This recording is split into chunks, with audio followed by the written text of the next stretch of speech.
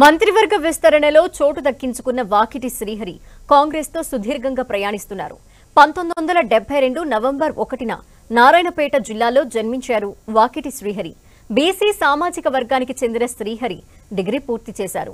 1995లో రాజకీయ ప్రస్థానం మొదలుపెట్టారు. 28 ఏళ్లుగా కాంగ్రెస్ తోనే ప్రయాణం సాగిస్తున్నారు. దాదాపు 6 ఏళ్ల తర్వాత 2001లో మక్తల్ సర్పంచ్ గా ఎన్నికయ్యారు. 2006లో దాసర్పల్లి గ్రామం నుంచి ఎంపీటీసీగా గెలిచారు. తర్వాత 2014లో మక్తల్ నుంచి జెడ్పీటీసీగా భారీ మెజారిటీతో గెలుపొందారు. అంచలంచలుగా ఎదుగుతూ 2023లో మక్తల్ నుంచి ఎమ్మెల్యేగా మొదటిసారి విజయం సాధించారు. మంత్రివర్గ విస్తరణలో చోటు దక్కించుకున్నారు.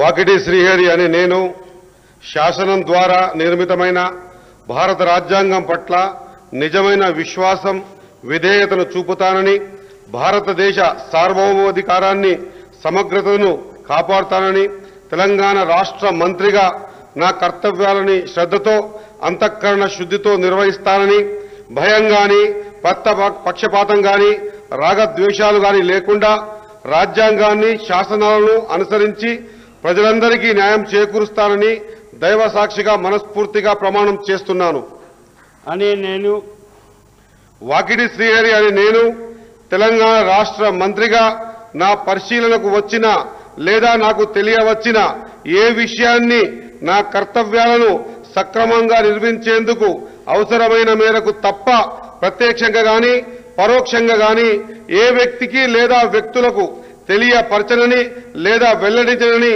దైవ సాక్షిగా పవిత్ర హృదయంతో ప్రమాణం చేస్తున్నాను.